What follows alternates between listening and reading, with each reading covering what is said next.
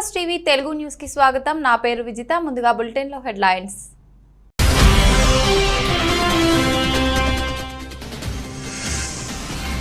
అదే జరిగితే అణ్వాయుధాలు ప్రయోగిస్తాం, కిమ్ సోదరి వార్నింగ్।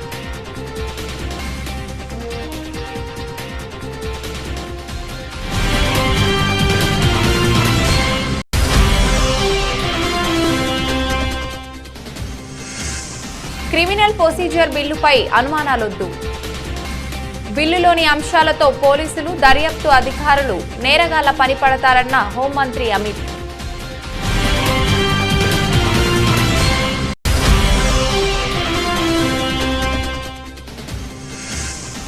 రాష్ట్ర వ్యాప్తంగా ఘనంగా బాబు జగజీవన్ జయంతి వేడుకలు, నివాళి అర్పించిన సీఎం జగన్।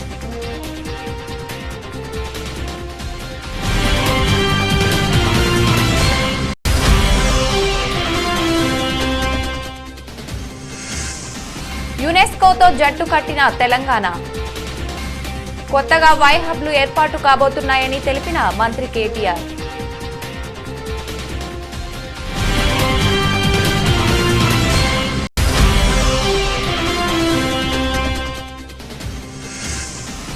జీహెచ్ఎంసీ ప్రధాన కార్యాలయంలో డాక్టర్ బాబు జగజీవన్ రామ్ 115వ జయంతి వేడుకలు, పాల్గొన్న అధికారులు।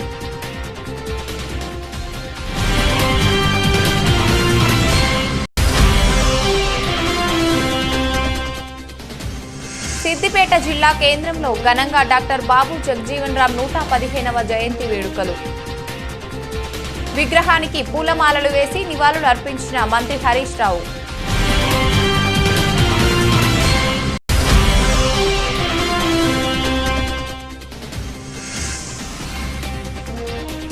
స్టాక్ మార్కెట్లో ఊగిసలాట, లాభ నష్టాల మధ్య ఊగిసలాడుతున్న సూచీలు।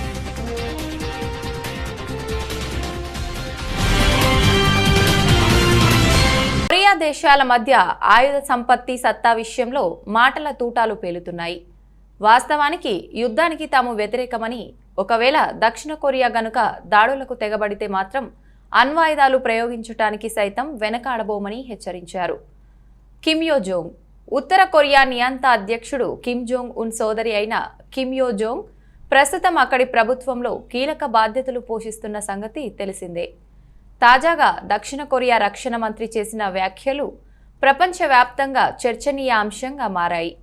అత్యాధునిక క్షిపణులు, అణ్వాయుధాలు తమ వద్ద ఉన్నాయని, అవి నేరుగా లక్ష్యంగా భావిస్తున్న ఉత్తర కొరియాను సర్వనాశనం చేస్తాయంటూ దక్షిణ కొరియా రక్షణ మంత్రి షూవుక్ సంచలన వ్యాఖ్యలు చేశాడు। ఈ నేపథ్యంలో కిమ్ యో తీవ్రంగా స్పందించారు। ఆయన వ్యాఖ్యలను భారీ తప్పిదంగా పేర్కొన్న కిమ్ యో అలాంటి పరిస్థితి ఎదురైతే చూస్తూ ఊరుకోబోమని, అవసరమైతే అణ్వాయుధాల్ని దక్షిణ కొరియాపై ప్రయోగిస్తామని మంగళవారం ఒక ప్రకటన విడుదల చేశారు। ప్యాంగ్యాంగ్ యుద్ధానికి వ్యతిరేకం, అలాగే దక్షిణ కొరియాను మేం ప్రధాన శత్రువుగా భావించటం లేదు। మమ్మల్ని కవ్వించినంత వరకు మేం మౌనంగానే ఉంటాం। ఒకవేళ ఎలాంటి దుందుడుకు చర్యలకు పాల్పడితే మాత్రం సహించం। సౌత్ కొరియా ఆర్మీ ఇంచు సరిహద్దుల్లోకి వచ్చిన పెను వినాశనాన్ని దక్షిణ కొరియా చవిచూడాల్సి వస్తుందని మంగళవారం నాటి ప్రకటనలో ఆమె వెల్లడించారు। ఇది మేం జారీ చేసే హెచ్చరిక కాదు, జరగబోయే పరిణామాలకు మా ముందస్తు వివరణ అని స్పష్టం చేశారు ఆమె। ఇదిలా ఉండగా ఆదివారం సైతం ఆమె ఈ వ్యాఖ్యలపై స్పందించారు కూడా। ప్రమాదకరమైన సైనిక చర్యలకు సైతం సిద్ధమంటూ కిమ్ యో జోంగ్ వ్యాఖ్యానించారు కూడా। ఇదిలా ఉండగా ఈ ఏడాది మొదటి నుంచి క్షిపణులను విజయవంతంగా ప్రయోగిస్తూ అగ్రరాజ్యం సహా పొరుగు దేశాలు దక్షిణ కొరియా, జపాన్లకు తీవ్ర హెచ్చరికలు జారీ చేస్తోంది ఉత్తర కొరియా।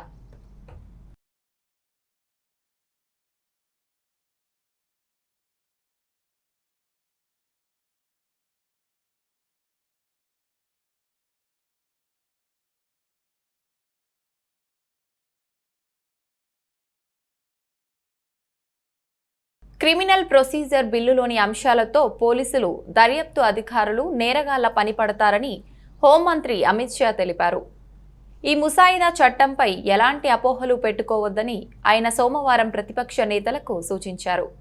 లోక్సభలో ఈ బిల్లుపై చర్చ సందర్భంగా మంత్రి ప్రతిపాదిత చట్టంతో డేటా దుర్వినియోగం అవుతుందన్న ప్రతిపక్ష సభ్యుల ఆందోళనపై స్పందించారు. ప్రపంచవ్యాప్తంగా ఇదే జరుగుతోంది. మనము అదే అనుసరిస్తున్నాం.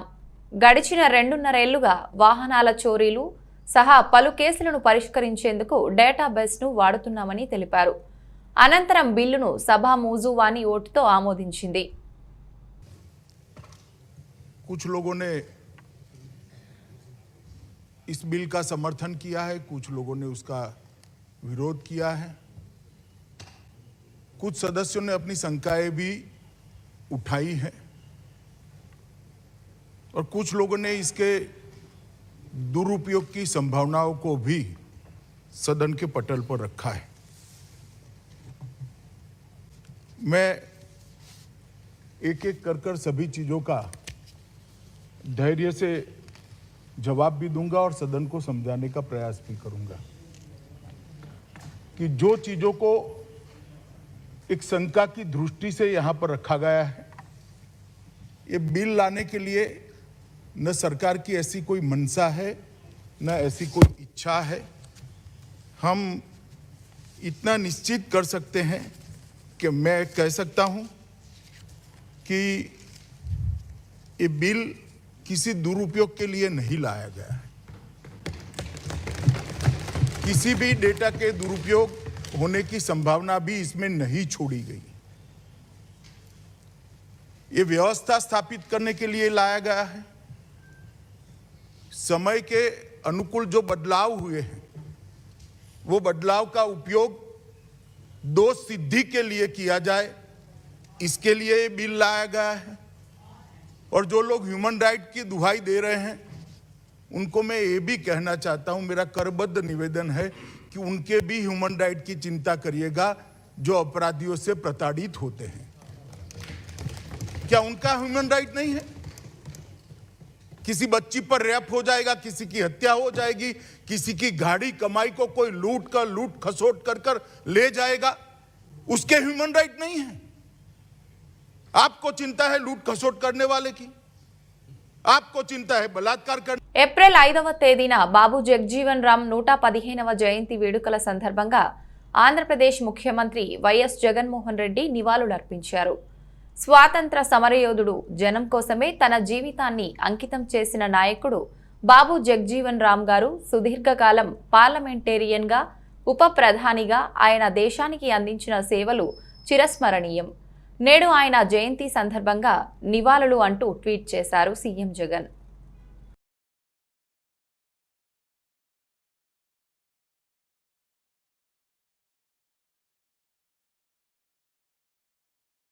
ఇన్నోవేషన్, టెక్నాలజీ రంగాలపై దృష్టి సారించింది తెలంగాణ సర్కారు.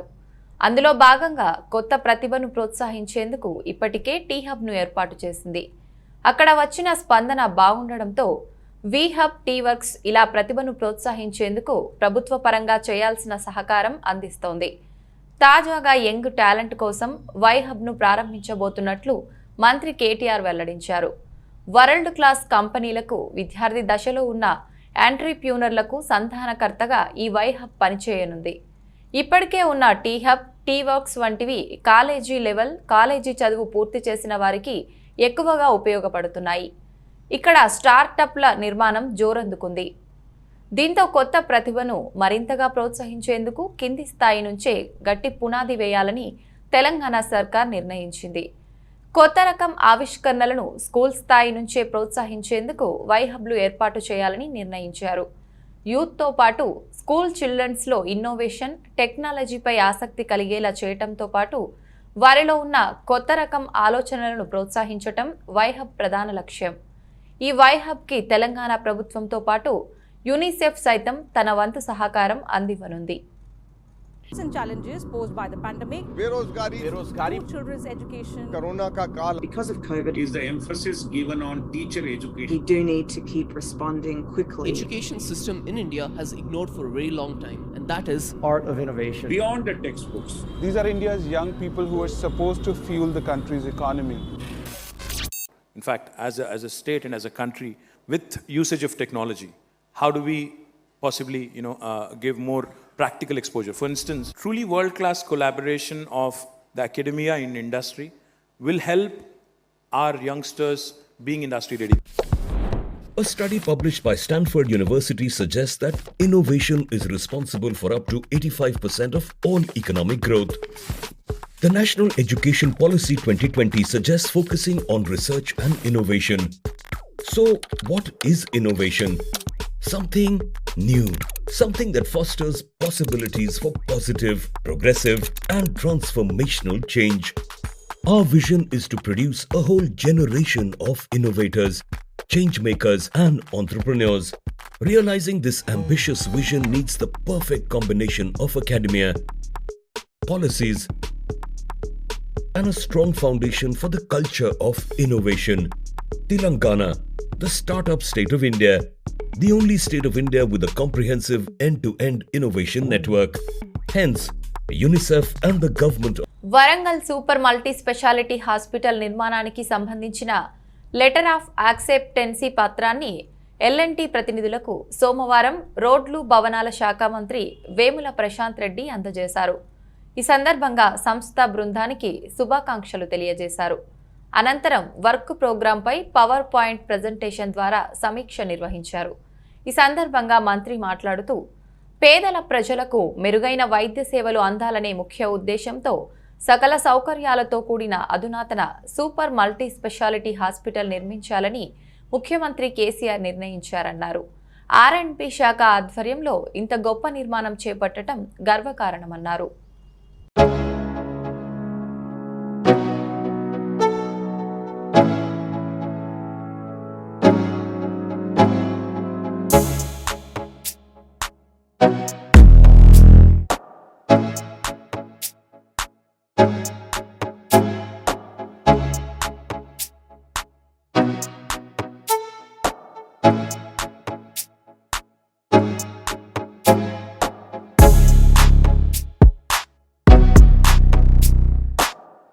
కులరహిత సమాజం, బడుగు బలహీన వర్గాల అభ్యున్నతి కోసం జీవితాన్ని త్యాగం చేసిన గొప్ప నాయకుడు డాక్టర్ బాబు జగ్జీవన్ రామ్ అని జోగులాంబ గద్వాల జిల్లా అడిషనల్ కలెక్టర్ శ్రీహర్ష కొనియాడారు. దేశ స్వాతంత్ర్యం, సామాజిక సమానత్వం కోసం పోరాడిన ఆదర్శ నేత అని పేర్కొన్నారు. మంగళవారం జగ్జీవన్ రామ్ 115వ జయంతిని పురస్కరించుకుని జోగులాంబ జిల్లా కేంద్రంలోని జగ్జీవన్ రామ్ విగ్రహానికి జిల్లా అదనపు కలెక్టర్ శ్రీహర్ష, ఆర్డీఓ రాములు, స్పిరంజన్ Ratan Kumar, MLA Krishnamohan Reddy, municipal chairman BS Keshav, ZP chairperson Saritha, ప్రజా కుల సంఘాలు పూలమాల వేసి నివాళులర్పించారు. దేశానికి ఆయన చేసిన సేవల్ని సీఎం స్మరించుకొని నివాళులర్పించారు. సామాజిక, ఆర్థిక రంగాల్లో దళితుల ఆత్మగౌరవాన్ని అత్యున్నతంగా నిలిపేందుకు ఆయన చేసిన కృషిని కొనియాడారు.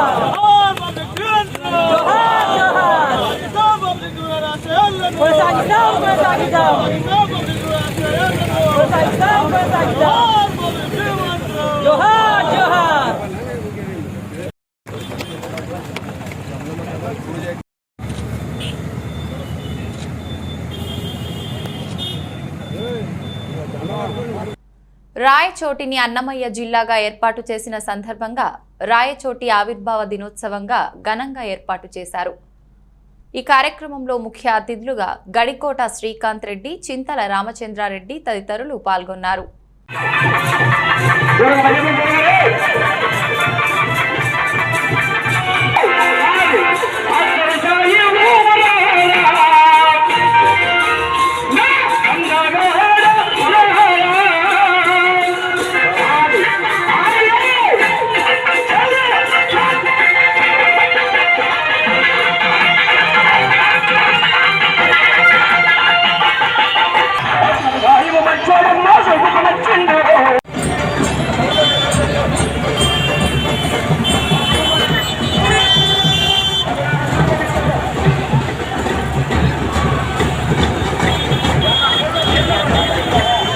కలికిరి మండలం నగరిపల్లిలో టీడీపీ జాతీయ ప్రధాన కార్యదర్శి నల్లారి కిషోర్ కుమార్ రెడ్డి ఇంటి దగ్గర ఉద్రిక్త వాతావరణం నెలకొంది. 2 రోజుల క్రితం సధూం మండలం బూరగమంద గ్రామానికి చెందిన రాజారెడ్డిని వైసీపీ నాయకులు తీవ్రంగా గాయపరిచారు. దీంతో కల్లూరులో శాంతియుత ధర్నాకు వెళ్తున్న నల్లారి కిషోర్ కుమార్ రెడ్డిని తన ఇంటి దగ్గరే పోలీసులు అడ్డుకొని వాగ్వాదానికి దిగారు.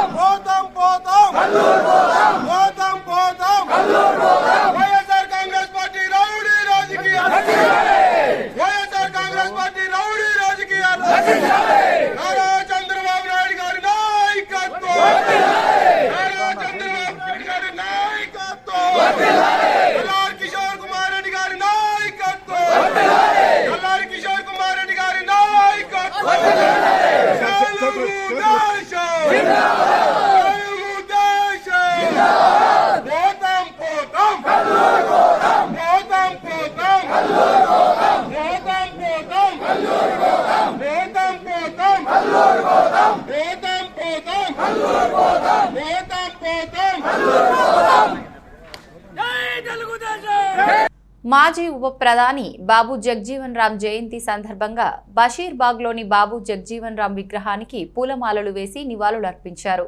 మంత్రి తలసాని శ్రీనివాస్ యాదవ్, టీఎస్ఎంఐడిసి చైర్మన్ ఎర్రోళ్ల శ్రీనివాస్.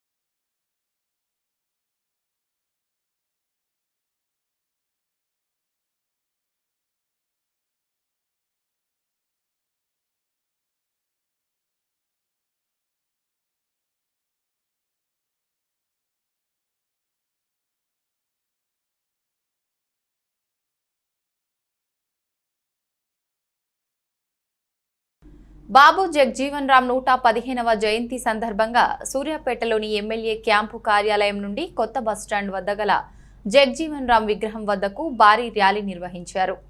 ర్యాలీలో పాల్గొని జగ్జీవన్ రామ్ విగ్రహానికి పూలమాలలు వేసి నివాళులర్పించారు మంత్రి జగదీష్ రెడ్డి. ఈ కార్యక్రమంలో జిల్లా collector Vinay Krishna Reddy, DCMS chairman Vatte Janaiah Yadav, municipal chairman Perumalla Annapurna, జిల్లా గ్రంథాలయ chairman Nimmala Srinivas Goud, market chairman Uppala Lalitha Anand, జడ్పీటీసీలు, ఎంపీపీలు, కౌన్సిలర్లు, దళిత సంఘ నాయకులు, తెరాస నాయకులు, కార్యకర్తలు తదితరులు పాల్గొన్నారు.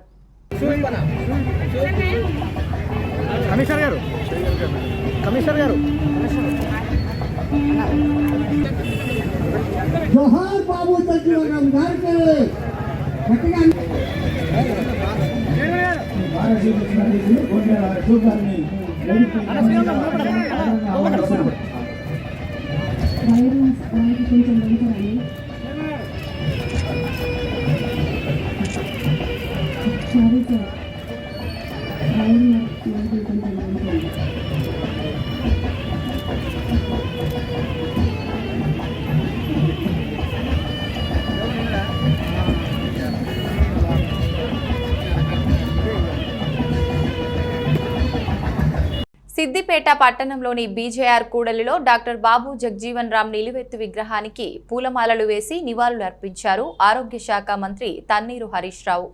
ఈ సందర్భంగా మంత్రి హరీష్ రావు మాట్లాడుతూ జగ్జీవన్ రామ్ 1952 నుండి వరుసగా 8 సార్లు పార్లమెంటు సభ్యుడిగా సుదీర్ఘకాలం కేంద్ర మంత్రిగా పనిచేశాడు.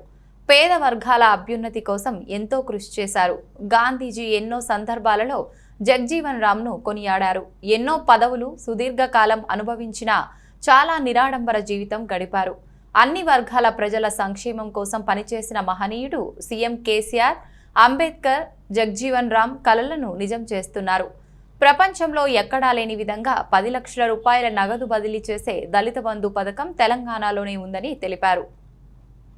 డాక్టర్ బాబు జగ్జీవన్ రావు గారి 115వ జయంతి శుభాకాంక్షల్ని అందరికీ తెలియజేస్తూ, డాక్టర్ బాబు జగ్జీవన్ రావు గారు వారు స్వాతంత్ర పోరాటంలో పాల్గొనడమే కాక 1952 నుంచి వరుసగా 8 సార్లు పార్లమెంట్ సభ్యుడిగా 33 సంవత్సరాలు కేంద్ర మంత్రిగా వారు పనిచేసి ముఖ్యంగా ఈ దేశంలోని దళిత వర్గాలు, అణగారిన వర్గాలు, పేద వర్గాల అభ్యున్నతి కోసం ఎంతగానో కృషి చేసినటువంటి మహనీయుడు డాక్టర్ బాబు జగ్జీవన్ రామ్ గారిని గాంధీజీ గారు మరి ఎన్నో సందర్భాల్లో వారిని చాలా గొప్పగా ప్రశంసించిన సందర్భాలు కూడా ఉన్నాయి.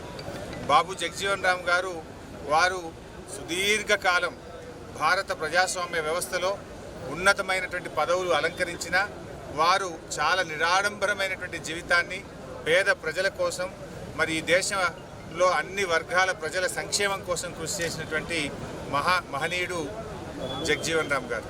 ముఖ్యంగా ఈరోజు మన గౌరవ ముఖ్యమంత్రి కేసీఆర్ గారు కూడా ఆనాడు అంబేద్కర్ గారు, జగ్జీవన్ రామ్ గారు ఏ కలలైతే కన్నారో దాన్ని నిజం చేసే విధంగా ప్రపంచంలోనే ఎక్కడ లేని విధంగా దళిత బంధు కార్యక్రమాన్ని తీసుకొచ్చారు.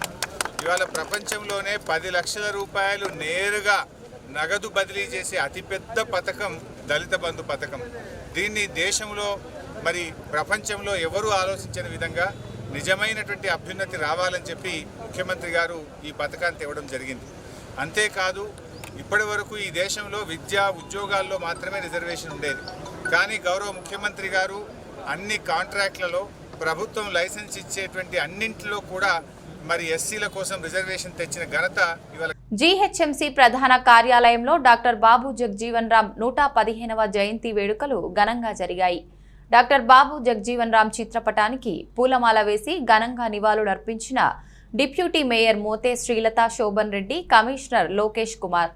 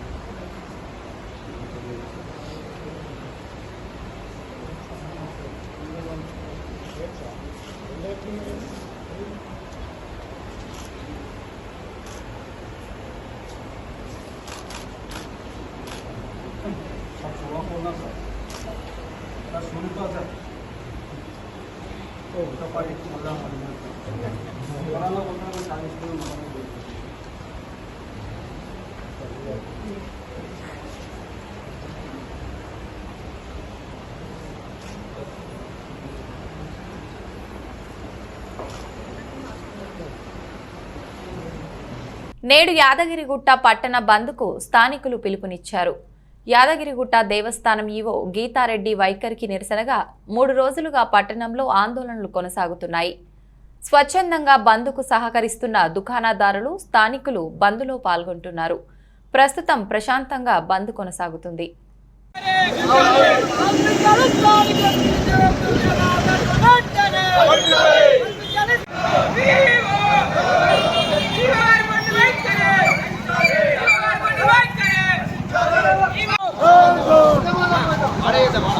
ఒక్క నిమిషం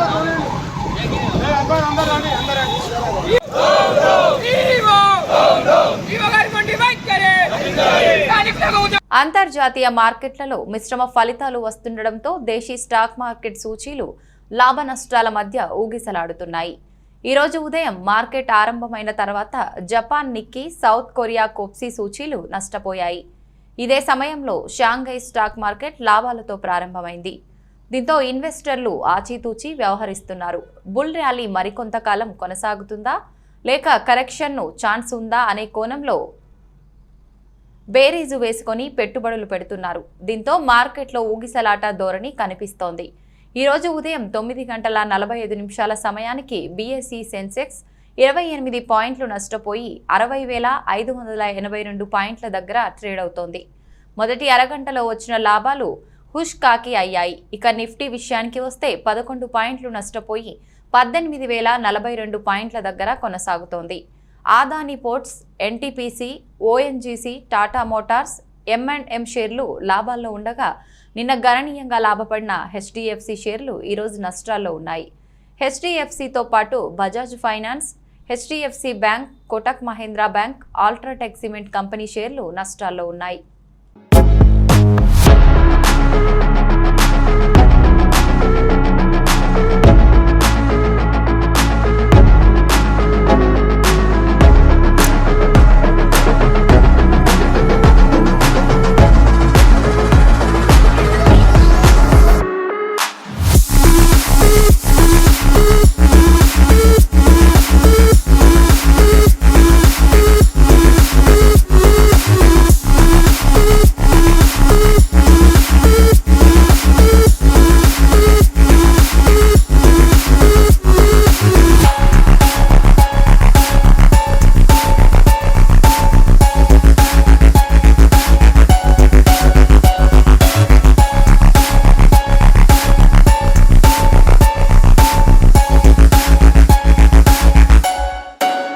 బులెటిన్ ముగించే ముందు హెడ్లైన్స్ మరొకసారి.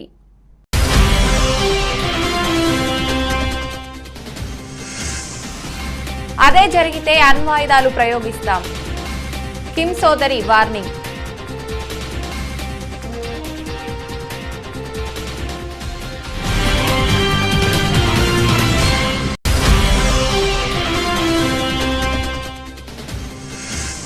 క్రిమినల్ ప్రొసీజర్ బిల్లుపై అనుమానాలొద్దు, బిల్లులోని అంశాలతో పోలీసులు, దర్యాప్తు అధికారులు నేరగాళ్ల పనిపడతారన్న హోంమంత్రి అమిత్.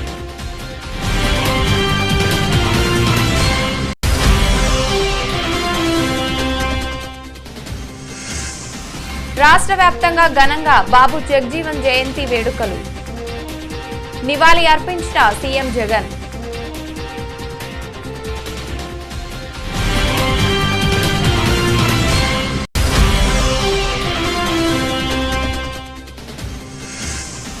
యునెస్కోతో జట్టు కట్టిన తెలంగాణ, కొత్తగా వైహబ్లు ఏర్పాటు కాబోతున్నాయని తెలిపిన మంత్రి కేటీఆర్.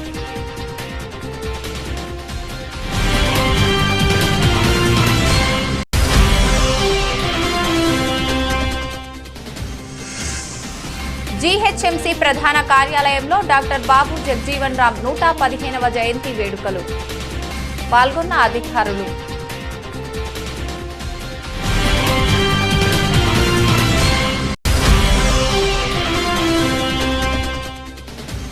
సిద్దిపేట జిల్లా కేంద్రంలో ఘనంగా డాక్టర్ బాబు జగ్జీవన్ రామ్ 115వ జయంతి వేడుకలు, విగ్రహానికి పూలమాలలు వేసి నివాళులు అర్పించిన మంత్రి హరీష్ రావు.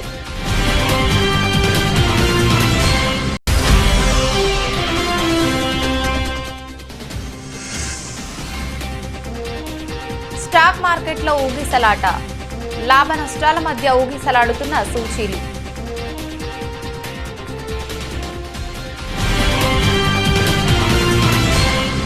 ఇది ఇవాల్టి బులెటిన్. మరొక బులెటిన్లో మళ్ళీ కలుసుకుందాం. అంతవరకు సెలవు. నమస్కారం.